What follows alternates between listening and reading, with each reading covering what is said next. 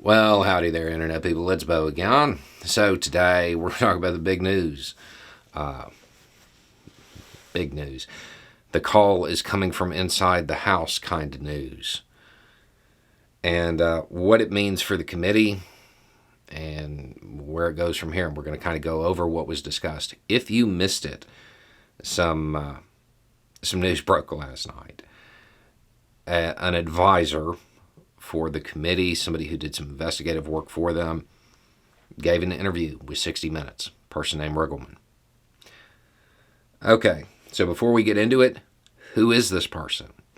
Ex-intelligence, with an apparent specialization in countering non-state actors. Was also reportedly a contractor for the NSA. His official title when working for the committee was Senior Technical Advisor for the committee. That is entertaining because in most communities, the term advisor means somebody who provides advice. In the contracting consulting world, the term advisor means somebody who's running a team, does all of the work, makes everything run, then provides a product, and then provides advice on what to do next, which appears to be exactly what he did. But he's not just some ex-spook either. He was also a Republican congressperson who was endorsed by Trump. So he's not ideologically opposed to a lot of Trump's policies. In fact, voted with him most of the time. But there was a line that was crossed. And that happened with a lot of people.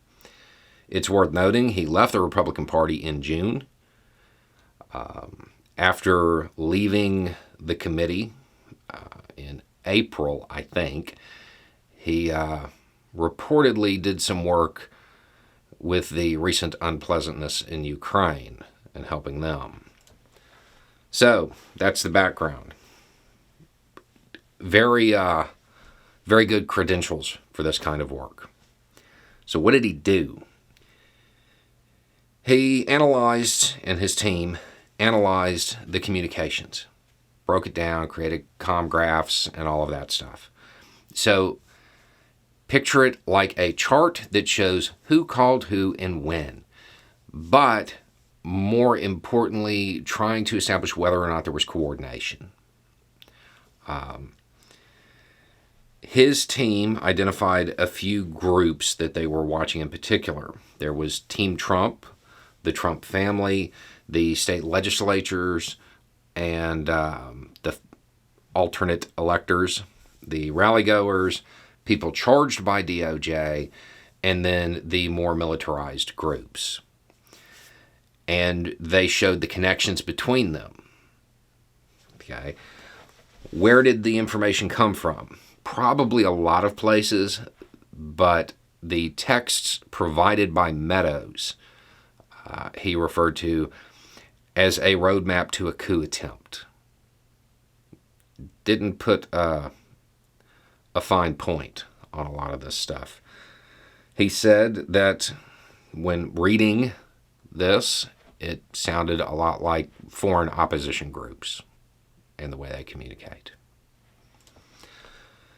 On top of this, at some point on the 6th, while it was happening, somebody from the White House called somebody who was at the Capitol, a person being identified in the interview as a rioter.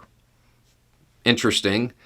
But what's more interesting is how that information probably was observed. My guess would be that this is somebody who was linked to one of those groups described, who they were looking at already, and then noticed the call from the White House, from the switchboard. So whoever it is was probably already on their screens. Probably somebody in the chain of command there.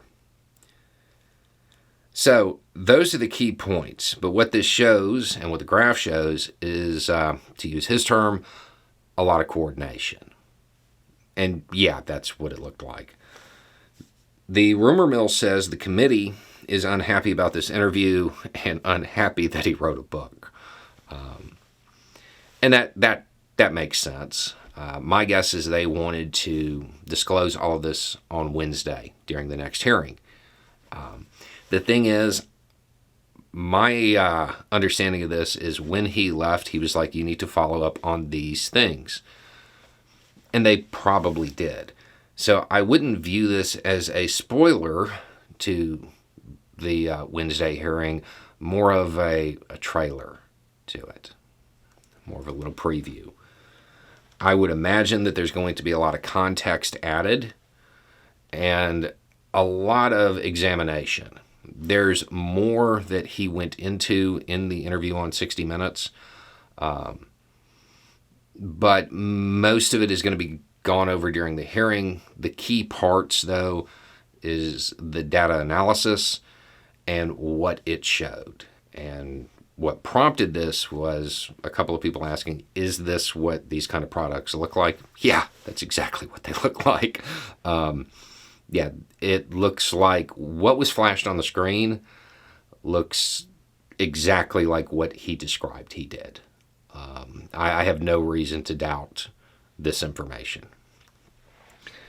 So that is where we're at. There's definitely going to be more. And I would imagine that there will probably be some coming out little bits and pieces on Monday and Tuesday, because the committee has a habit of trying to prime the public, pique curiosity, and get them to tune in to the hearing.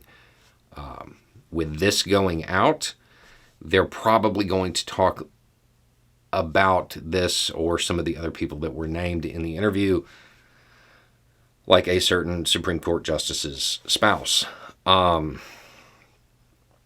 they'll use that to advertise and get people interested in something that it certainly seems like they should be interested in. The call from the switchboard to somebody on scene, that's pretty big. There aren't a lot of ways to explain that. So we'll have to see and get the rest of the context, find out who it is. If it is somebody in the leadership of any of the groups that they kind of identified, that's going to be a very large issue for Team Trump, and it's going to be hard to overcome. Anyway, it's just a thought. Y'all have a good day.